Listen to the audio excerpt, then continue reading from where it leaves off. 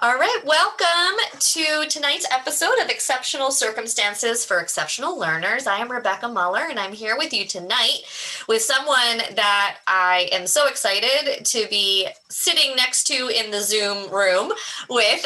This is Tim, and if you have ever heard the podcast Think Inclusive, which if you are a podcast guru and you're in the special ed field, you've probably come across it at some point.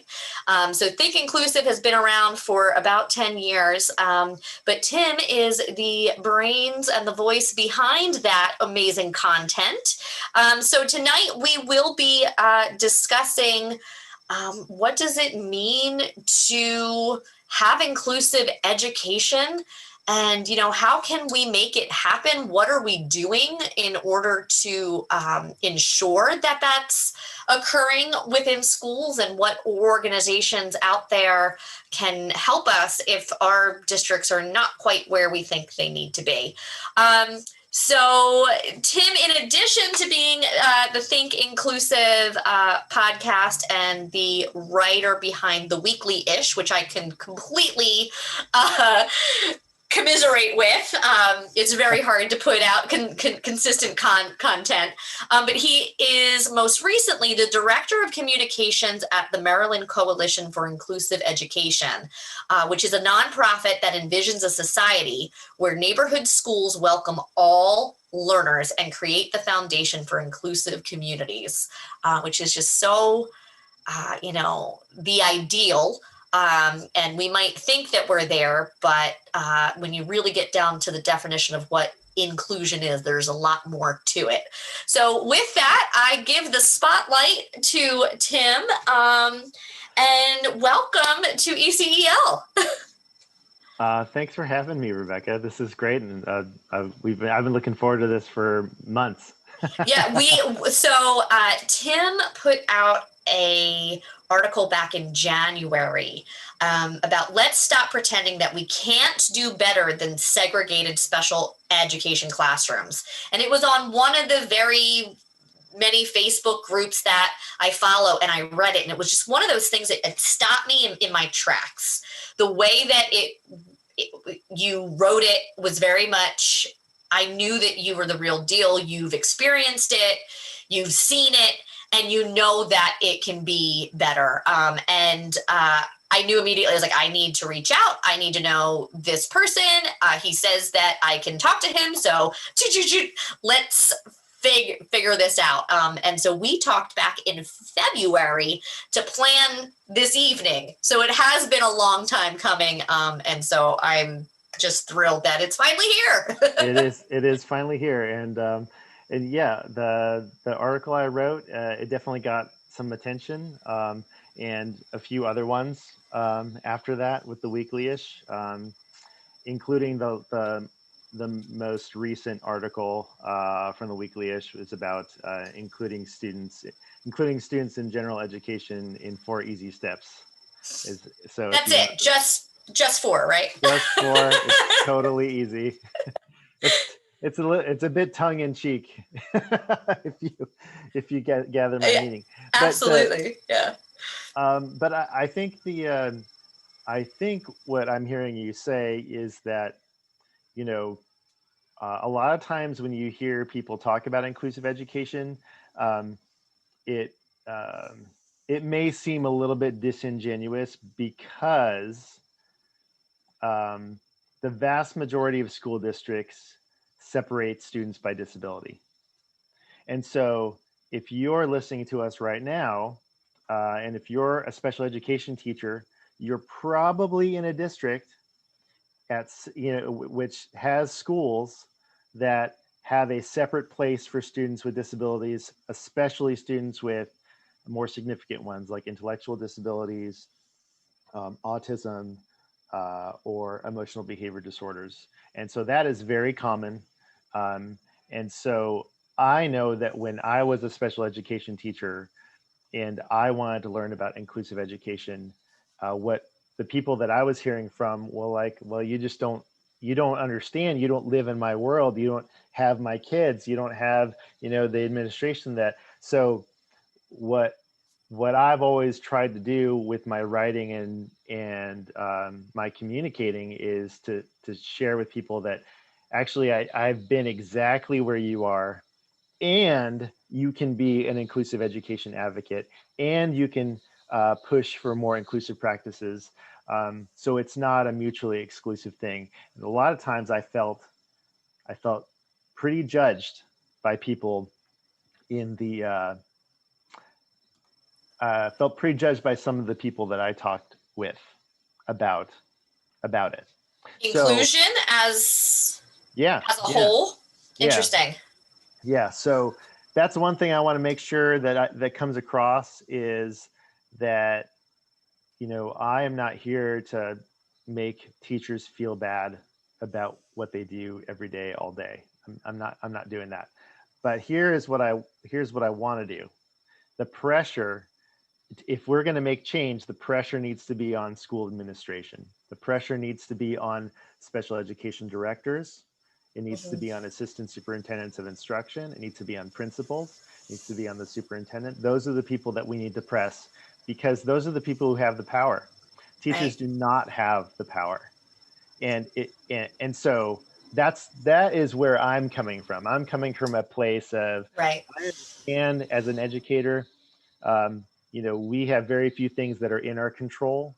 And so if you do happen to believe that inclusive education is the right thing to do, even if you may not have all of the,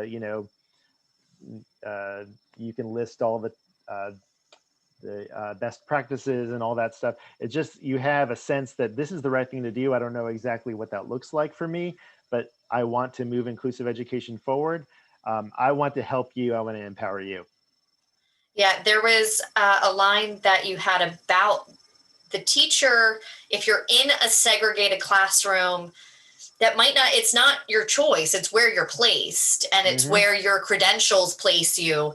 And that feeling of feeling powerless and not quite knowing what to do, I think that it's more common than not.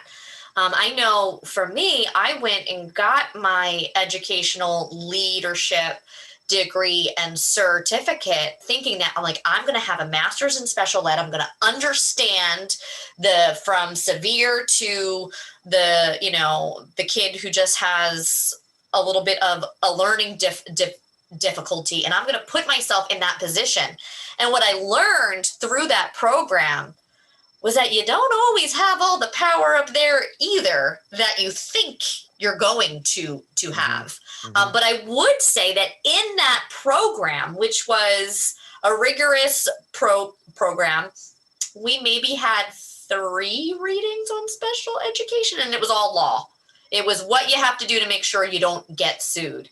And that was really, what's the word? It's disappointing. Mm. I remember walking in to the beginning of the cohort, just rose colored glasses. I'm going to make a difference. And I left at the end like, glasses off, smash, broken. There has to be a better way. And so, but I think that that's the reality, is that there's so many levels to this. And if you're not advocating for the kids that are in your community for their needs, because what might work in one community, it looks different. And I think that's what makes it so hard. So I want to talk a little bit more about so you were a special education teacher in a severe classroom, right? In severe disabilities. Yeah, so I can give you, so I was in the classroom for 13 years. Um, my first 3 years were in a classroom for students with moderate to severe autism. And if you can't see my fingers, I'm doing, because that's not the name that I would have given it. It's just the Right. name that was, it was there. And I had, like you said, a credential. So my credential was in teaching students with moderate to severe disabilities, and that was in California. Okay. Um, and then I moved to Georgia, and there's a reciprocity, which means that Mm-hmm. credentials can move across states. But then I Right. had to like take tests and all this stuff. Yep. So in Georgia, I got a job as a teacher for students with severe and profound disabilities. And so in Okay. Georgia, like probably other states that I don't know exactly for sure, um, there are different credentials. And so I got an adapted curriculum credential in Georgia, which meant that I could teach classes that specialize with modifying curriculum. And also didn't realize that there was another type of credential called a general curriculum credential in Georgia, where most teachers who have that credential teach, in co-teaching, in a co-teaching model or an interrelated resource model or something like Okay. Right. that. I've always had that adapted, moderate, severe, you know, profound credential, however you want to call it. Uh, Right. and then I taught 8 years there in my elementary school. It was a kindergarten through fifth grade self-contained classroom. And then I moved to another elementary school and taught a classroom for students with autism that were on general curriculum. So I had to upgrade my certificate by taking a series of tests. And so Sure. then I was now qualified to teach both, interrelated co-teaching resource, whatever, and then also having the adapted curriculum. So I had been certified in both. By the time I left the classroom, I was certified in both. Right. Right. Yeah. And so you go where the need is, Mm-hmm. and so what made you kind of say, hey, like what was your moment that said, I need to do more, or this isn't enough, or there's something else here? What was that driving force that caused you to kind of go on a different path? Well, it really starts with me even wanting to be a teacher in the first place. So I graduated from Azusa Pacific University, which is in Southern California, and I with a degree in psychology, and I wanted to become a therapist, a counselor. And so my last semester in college, for my bachelor's, I took a psychology of the exceptional child class, where we had to, learn about. I thought I was going to learn about gifted kids, you know, uh, which Interesting. which was certainly part of it, Sure. but I had no idea there was this world called special education, because I went to private school.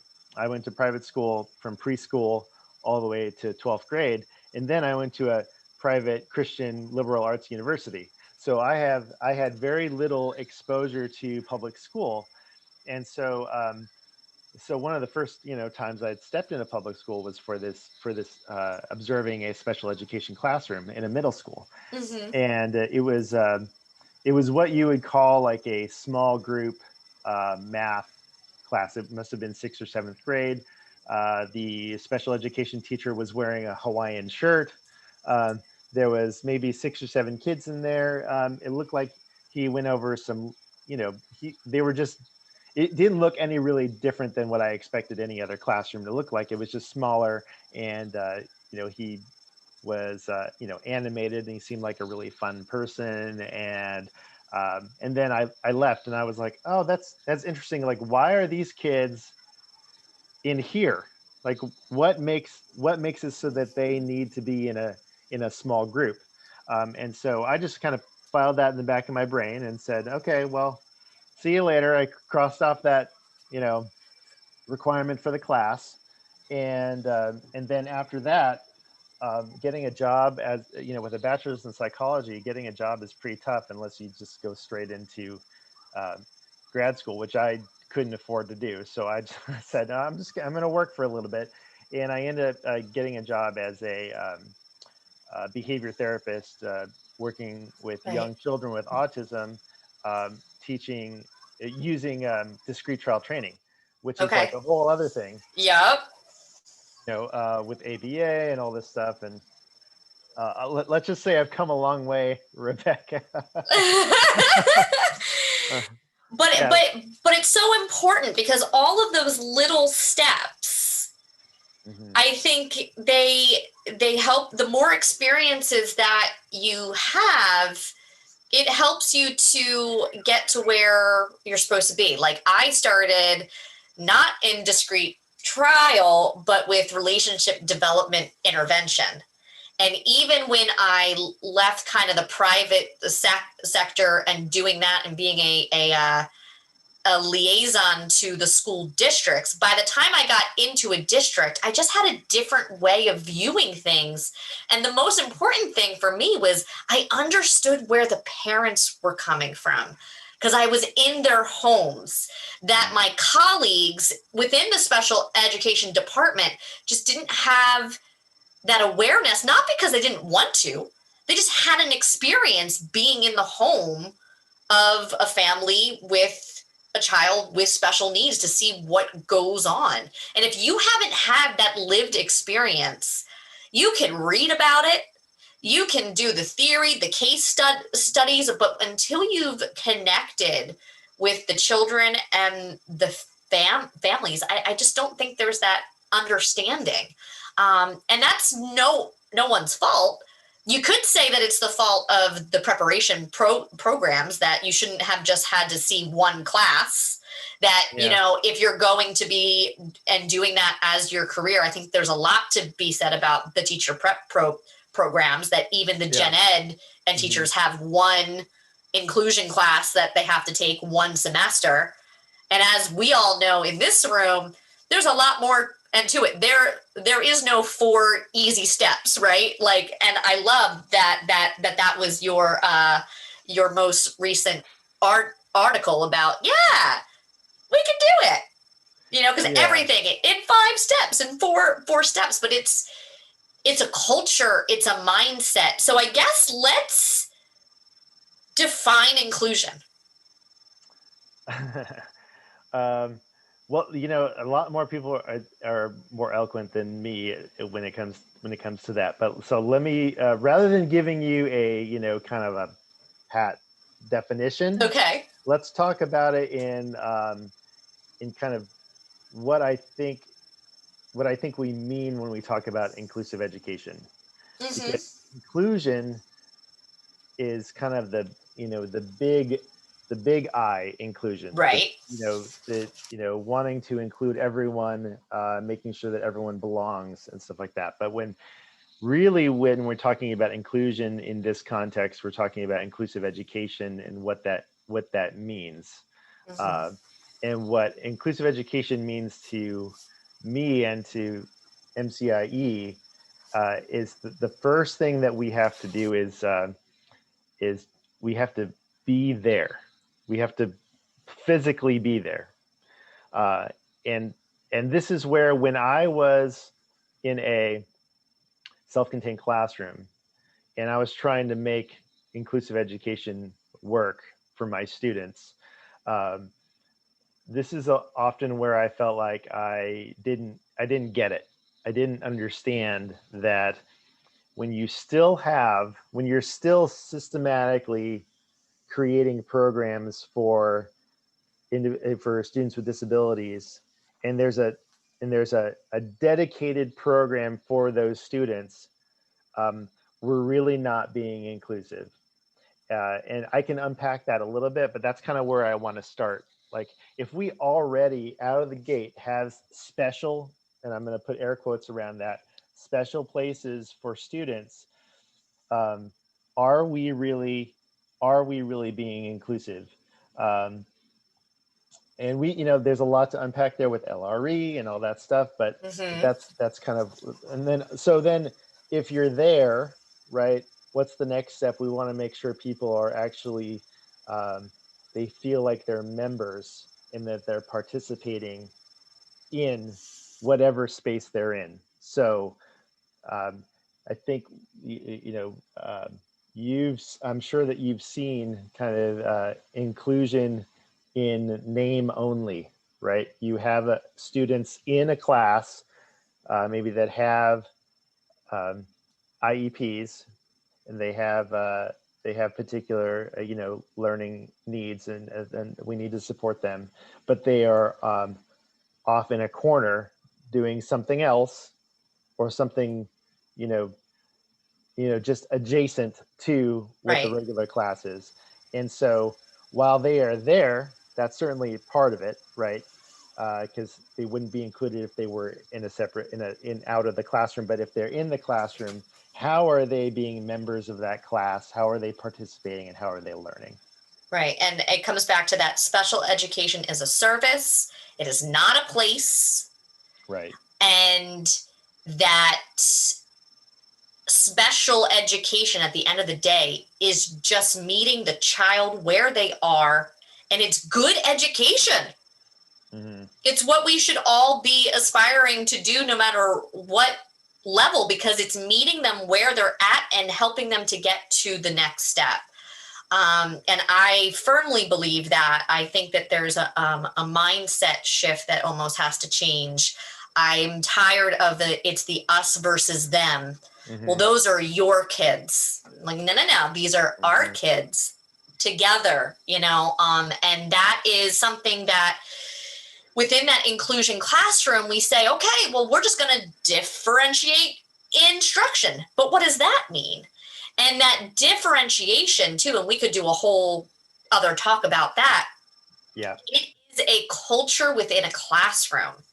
It is how you talk to the kids, allowing mistakes, allowing and people to work at different speeds, and creating that so there's not that competition between the kids, who gets done first and who has the most. And, I think that we've moved away from the stars on the walls when you get all your multiplication facts. I would like No, to think that. no, we have not. No, it's still there. Oh, rough. Okay. I mean, I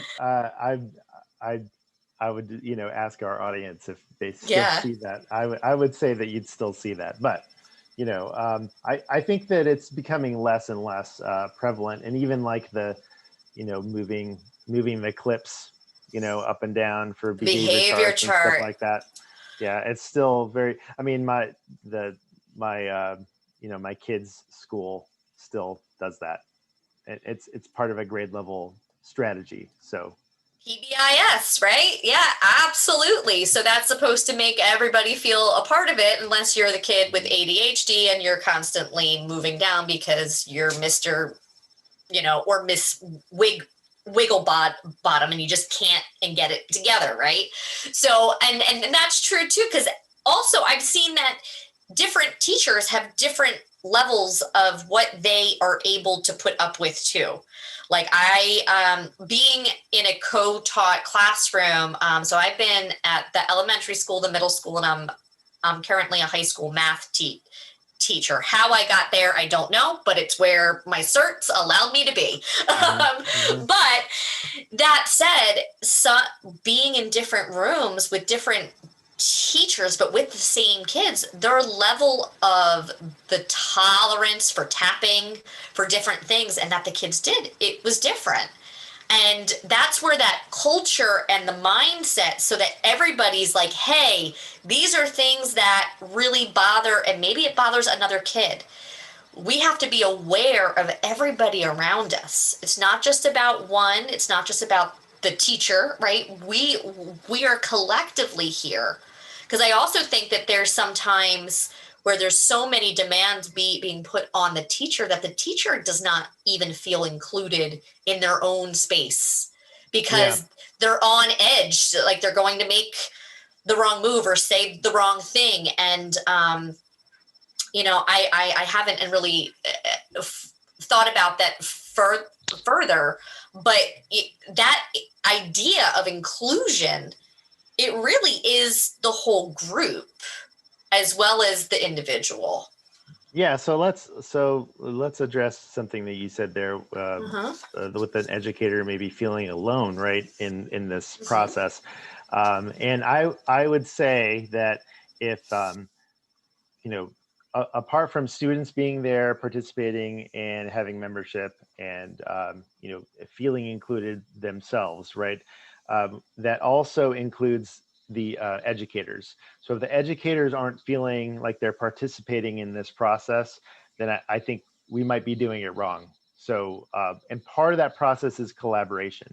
So um, when you are, whether you have a special education teacher and a general education teacher working all day, every day in the same class, or you have a special education teacher that is floating around to different classrooms, there needs to be some sort of collaboration time and time for you to plan for the success of all students. Because if you're not planning, you're not really teaching. You're just kind of flying by the seat of your pants. Yeah, winging it. Yeah, And absolutely. that's not good. Well, it doesn't matter if you have a disability or not. That's not good for anyone. So one of the key components when we're working with a school district or a school, when MCIE is partnering with someone, collaboration is a huge focus. Collaboration and planning. So let's, for instance, we're working with a school district in Maryland, Calvert County, who is we've been partnering them. I'm partnering with them for, I think this will be coming up on our 6th year of working with this particular. I mean, we work with other school districts in Maryland, but on the systems change district wide, Calvert is a good example. And so what we do is we do a phased approach where, let's say there's 20 schools in the district. We're only going to start with 4 schools. And when we start with those 4 schools, we've made a commitment, and the leadership of the school district has made a commitment that you're going to work with us for a number of years, working towards including students and moving students from self-contained classrooms back into regular classrooms in their neighborhood school. And so that first year is really all about planning. It's all about creating a shared understanding of why do we even do inclusion? Like what is the what is the benefit to inclusion? And because I think like you've said, Rebecca, kind of like it's the right thing to do, right? That that you should be doing it, but you don't really, like, unless you've really researched it or had kind of you've gone through like what the law says, what the research says, how it benefits everyone, and you kind of have a language to describe it. Mm-hmm. It's difficult to communicate that to people on any sort of sense of urgency or a reason why we should change. In inclusive schools, students have better academic outcomes. There's better social relationships. There's better post-school outcomes.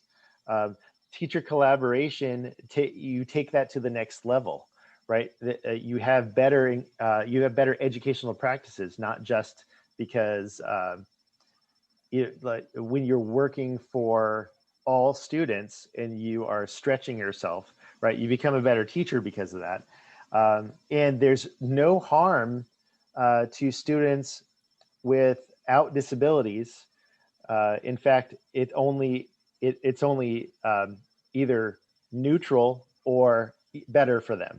So what I'm saying is, like, if we have a choice between continuing segregated education for students with these specific disabilities, autism, intellectual disabilities, emotional behavior disorders, if we have a choice between the status quo and including students, we know that it's better for the students with disabilities, and the students without, they can only go from here up. They can only grow. Then why aren't we choosing to create more inclusive practices? Yeah, no, for sure. I would love, since we have such a great group here, feel free to put some questions in the chat or use the raise hand feature if there is something that you would like to contribute. And I know that as people talk, I have a lot of thoughts, and sometimes it takes me a moment to kind of and get that together. But also know, and I want to say this now, that if you leave here today and you're like, I wish I said that, know that it's not too late. Know that you can always reach out to us, and we will give you that information at the end of today. right, so we do have a question in the chat from Sean. In your experience, what is the most effective advocacy method with central administration? Well, you have to get an audience with your administration. So that's kind of the thing. Even when I was, I wouldn't shut up about it when I was a teacher. So a lot of times people just they knew not to engage in conversation with me about it. And so, yeah, I remember one of my supervisors was like, "Oh, you don't want to ask Tim that question because he'll tell you exactly what he thinks." So, a lot of times, people avoided having that conversation with me, and I would have to either corner them or, um, try to create a situation where we had to talk about it. Um, so you have to know who your allies are, and if you're a teacher in a school, I would start with somebody that you trust in your administrative team. So for me, that was my assistant principal or my principal, because in school districts there's a chain of command is a big deal. I remember when I was a young teacher in the district that I was in here in Georgia, and I sent a email and copied the superintendent on it. And oh boy, did I get my hand slapped for that. They're like, Tim, there's this thing called chain of command. And if you want to, if you want, so yeah, people didn't like that. So, I mean, it also depends on your personality. But however you get that audience, you want to just introduce the idea that there are other school districts that are doing this, that are finding success, and I would point to a couple of different examples. So number one, the Westland Wilsonville School District near Portland, Oregon. And the assistant superintendent there, her name is Jennifer Spencer Imes. She's been a guest on the Think Inclusive podcast. I think it might have been in August, actually, of 2020. She and one of her colleagues wrote a book called Leading for All, and it outlines, what they did to put their school district on a journey towards inclusion. And if you are familiar with the LRE number, the LREA number, so it'd be like the percentage of students with disabilities that are included 80% or more. So that would be that, full inclusion number, because that's the only way that's not how, just because there's a number doesn't mean that they're fully included, but that is the number that we use, Right.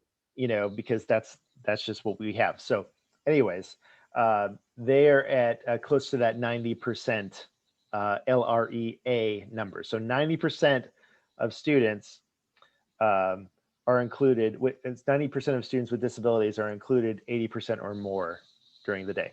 So that 90%, so it's Westland Wilsonville School District in near Portland, Oregon. And then there's also Cecil County, which is in Maryland.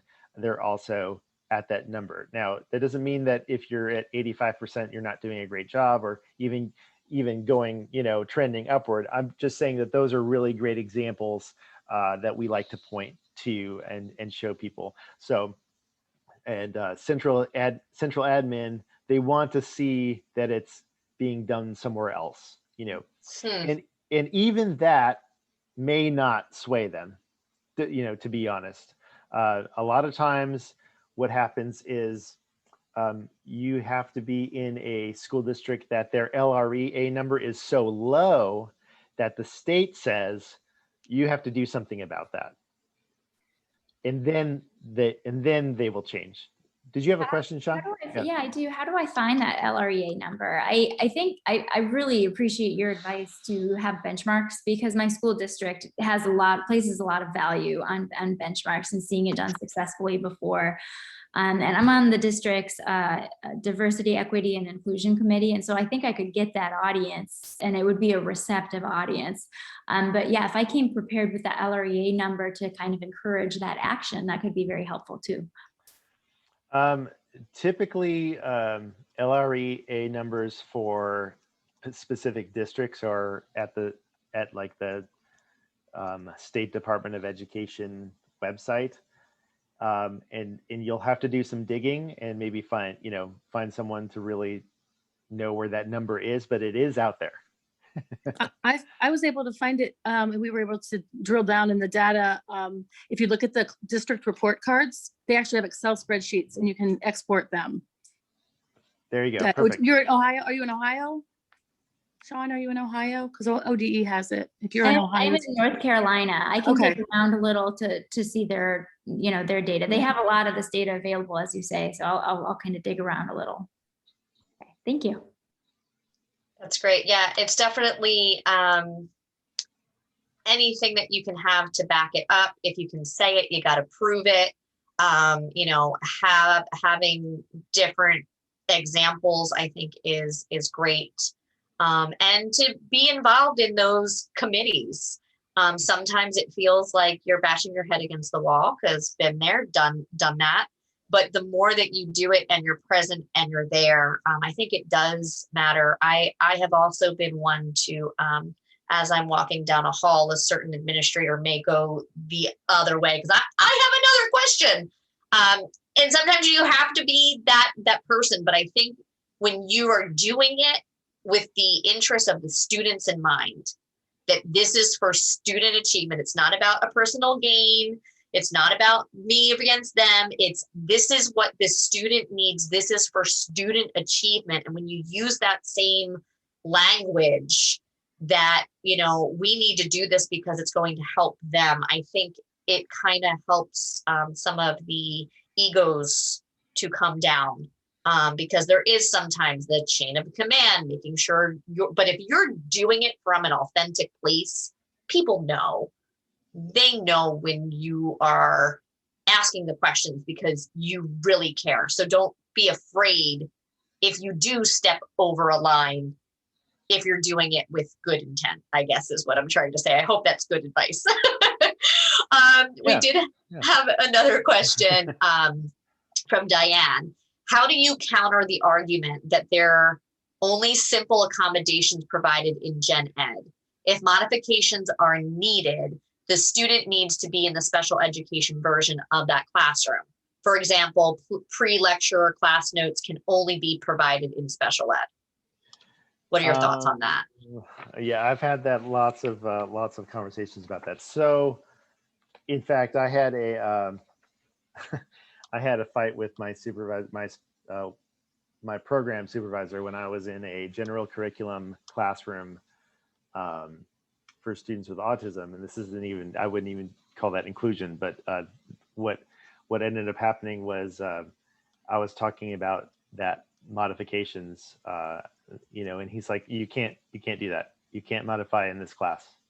And I said, yeah, I can modify in this class. And he's like, no, you can't.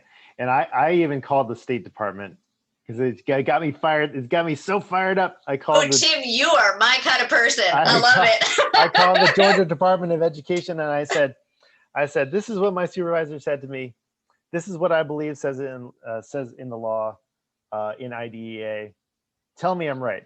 I didn't say that, but I said, help me out, help me understand that. Yeah. And so I communicated to my supervisor what I felt like was the correct interpretation of that. And that was funny because he ended up being the person who hired me into the district level support position. And so we often joked about that exchange because I was so upset. But I think that districts are so used to doing that in practice, but there is nothing in IDEA that says you cannot modify curriculum. In fact, it says adaptation. So any sort of adaptation Okay. is, and just because a student is not achieving at the same rate as everyone else, it doesn't mean they have to be in a separate classroom. It says in IDEA that you cannot remove a student from a general education environment solely because they need modifications to the curriculum. I mean, it says it. It says it in IDEA, and it also says it in lots of state regulations. So I was talking with a family here in Georgia about that very thing, and I had to reiterate that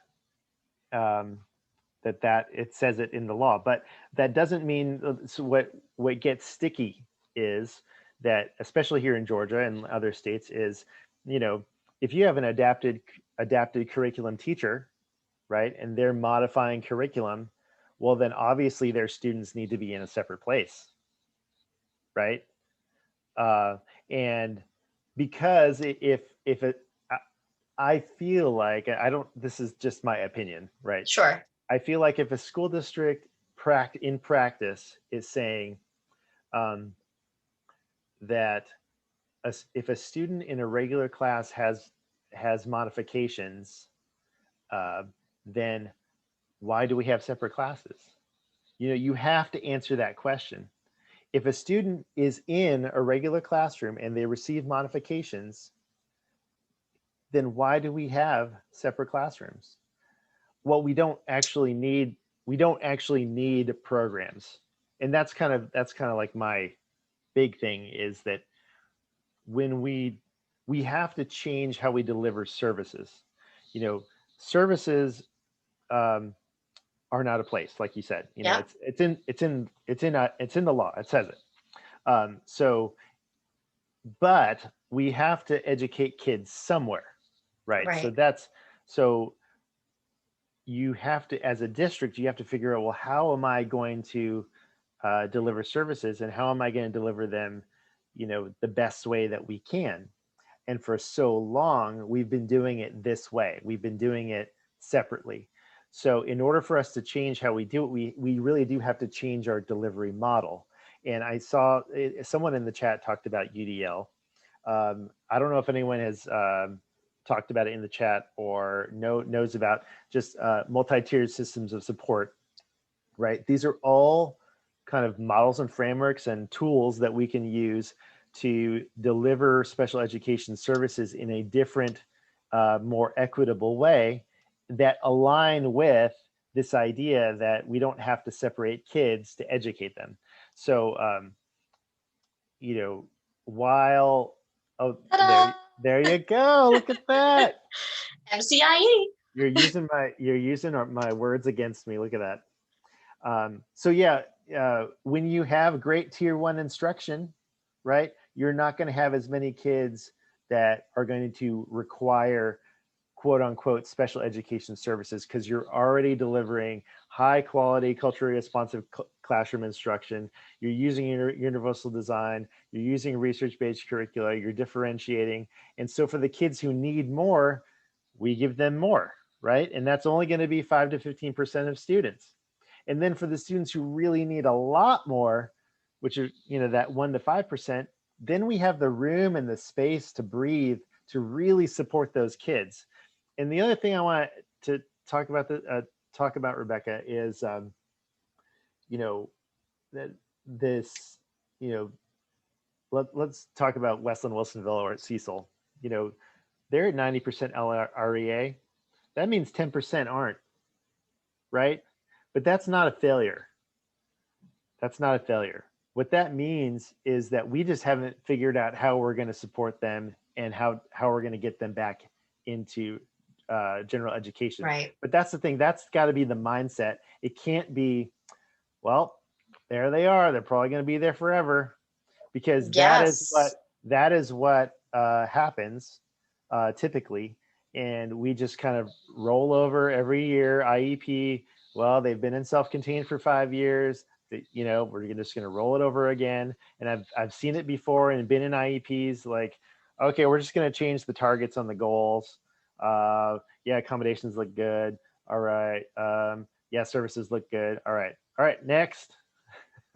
So what's interesting, as we were talking about before, experiences, right? So I started in fourth grade and everything was new, and I was a new teacher and I didn't know what was going on. And it was just check boxes, just check things off. And everything was, we got to get you ready for middle school.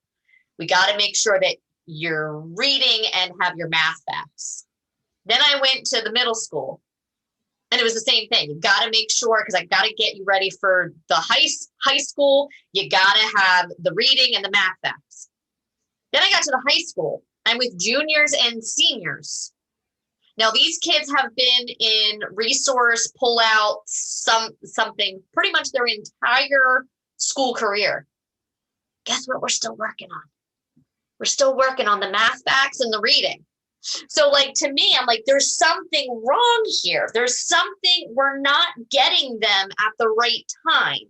And so what I've seen in my experience is that inclusion looks really good in K to 5. We know how to do it. Everybody goes to gym together. There's support and there's a teacher's aide.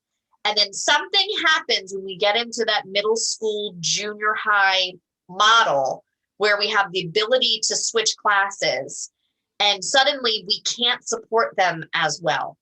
And I don't know the reason why.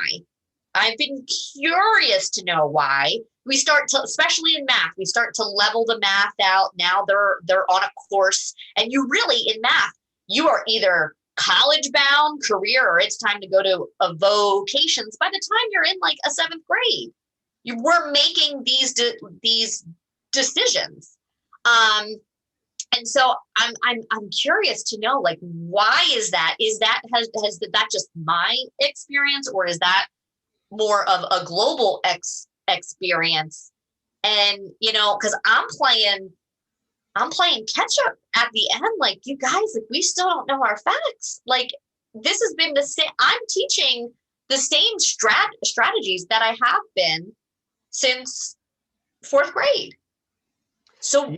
You know where I thought you were going.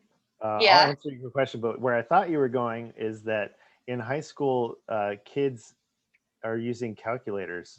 And even if they use the calculator in high school, they go to college and they're not allowed, because we're not talking to the high school to the colleges.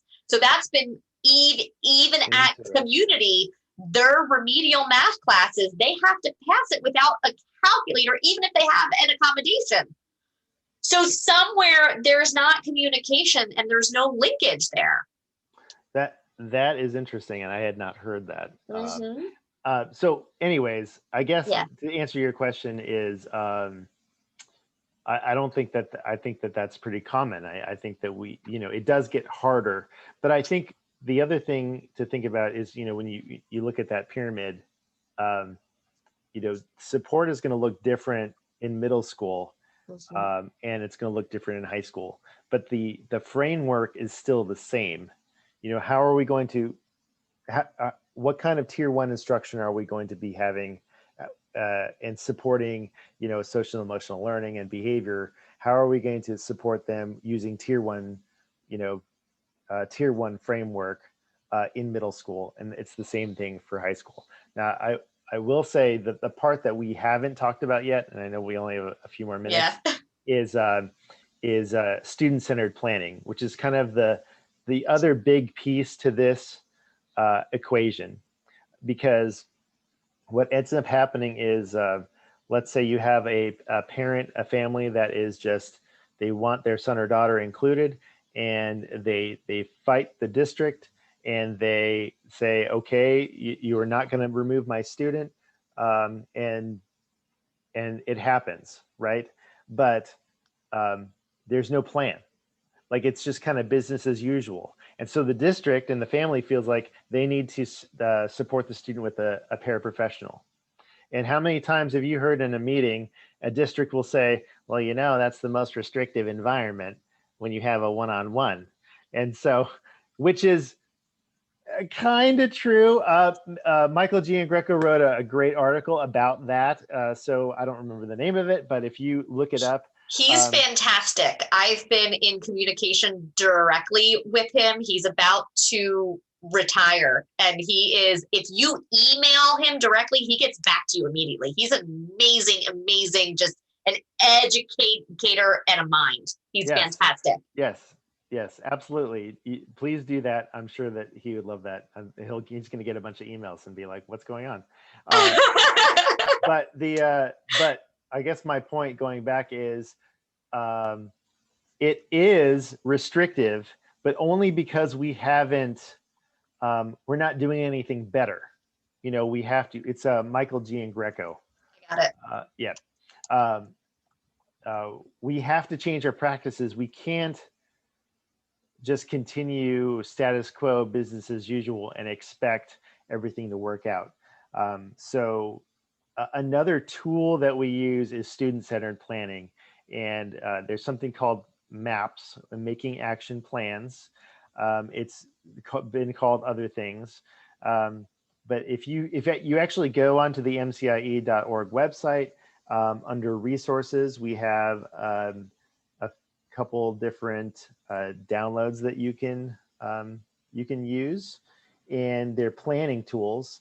And what we would do, for instance, if you had a son or daughter or a student that you wanted to include that was, maybe more involved, or there's some complex supports that need to be put in place, we would do a MAPS meeting. And the first meeting would just kind of be like vision casting. Who is this student? What are your dreams? What are your nightmares? And what is like an ideal day for this student? Who is this person, right? And you'd have everyone that, family, and you'd have friends, and you'd have educators that work with the student. And then that second meeting is to really hone down and say, okay, when this student is in math class, let's say middle school, when he or she is in that 7th grade math class, what will they be doing? What are the expectations for the whole class? Okay. And then what are the expectations for this student? And how can we support this student in those expectations? Where are we going to be working on IEP goals? And when we write our IEP goals, it's not about just like, oh, well, you go to the one-on-one station with your teacher to work on your IEP goals. How can we work on, even if they are, it's just entry level, and let's say we are just working on basic math facts. How can they work on basic math facts within the context of a regular classroom? And in that classroom, I would hope that we're not just sitting and getting, right? We're not just sitting and getting, one teacher is talking at, that we're having some group work, that we're doing stations, that there's some hands-on stuff. And I saw someone in the chat talk about peer support. It's great. I mean, there's whole books written on peer support and how we can get peers to not be students' teachers, right? But also facilitate them being a support to a student, because that's underutilized. Yeah, I was Kagan trained, and I really love their whole model, because you're looking at the data and you're placing kids strategically so that everybody has the ability to talk and to be a part of it, and to have that, really think about the turn and talking, giving kids a chance to talk together before they talk in a large group. I think that has been the hardest thing on Zoom, is that even when you tried to put them in the breakout rooms, they didn't always talk to one another because they didn't have the models around them, or that support to know what to say or how to kind of say it. I know for me, I struggled with that all year, to how to get them to really talk about their thinking. But I really do. I still use a lot of the Kagan structures.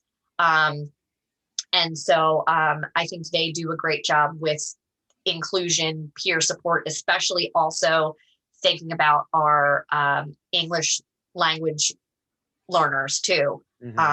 of giving them the sentence stems, the ability to practice before they have to speak to the larger community.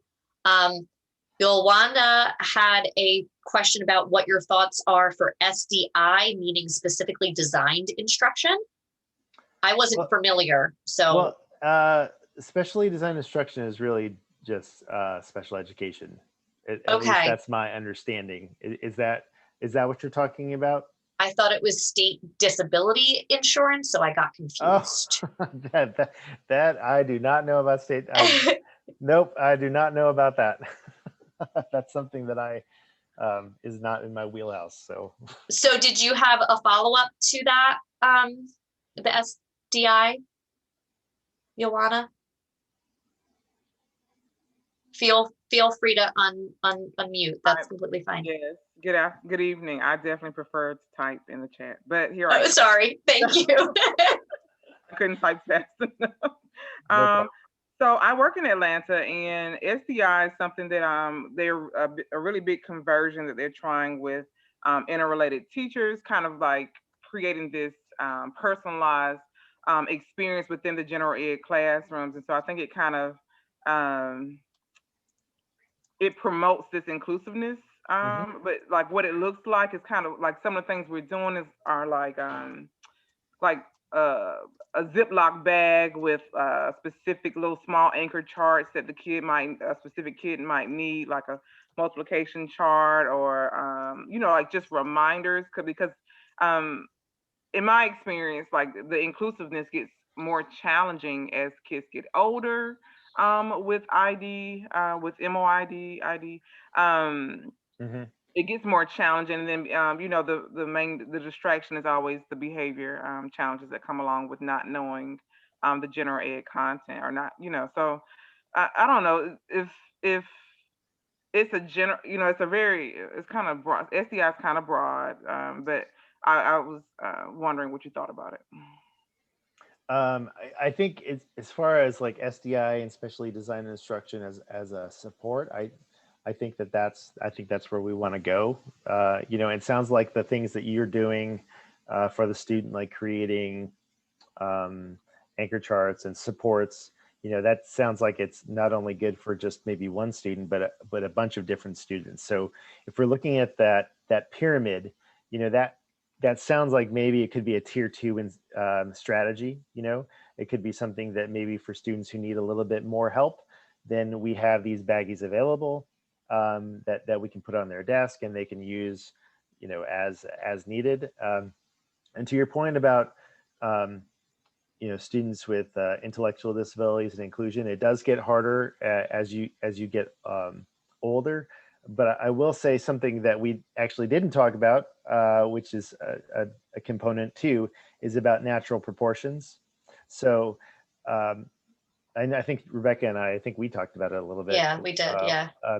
But this idea that when really we're creating inclusive schools, that if we have one classroom that is the inclusion classroom in a grade level, let's say it's a 5th grade class, and there's one class in that grade level that has half their students with IEPs, that's not really inclusion, because that means that there's all those other classrooms where those students don't belong. Those students are not welcome.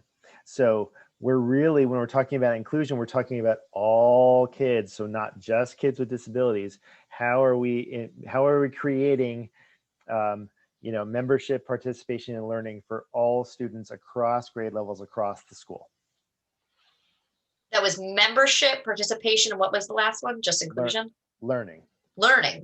So membership, participation, learning. I think sometimes you have one, but you don't have the other. I really like that as a platform. And think about the thing that's holding that up is placement. So you at the very core, the thing that's holding that up is that you have to be there. Going right back to the beginning, you have to be present and there and ready to go. Well, listen, I want to be respectful to everybody's time. I could talk about this all night. This is my wheelhouse. This is my every day. So I just thank you for being here. I'm so thrilled with the conversation and the participation in the chat. I'm going to throw my information in the chat. Feel free to email me as well. You can connect with us at any time. So Tim, what's next on the horizon? Are you continuing to write and podcast, or? A new weekly issue will be coming out probably next week. I don't know. By the end of the month, we've been really busy. Weekly-ish. Yeah, exactly. We have a new podcast coming out tomorrow morning. Wonderful. With Wyatt Aroke, who's the Maryland 2020 Teacher of the Year. Nice. Fantastic. We're recording podcasts a lot, so I think we'll be moving to 2 a month pretty soon here, because it's just great. We're moving. And please follow us, on all of the socials and everything. And if you really love the podcast, consider becoming a Patreon, because that helps us with transcription costs and production and promotion. So you can find us on patreon.com/thinkinclusivepodcast. Very, very cool. And I will also add that in the notes when this gets posted. So I thank you all for being here. And that's all for tonight. I'll see you next time. Thanks, everyone. Great questions. Bye-bye.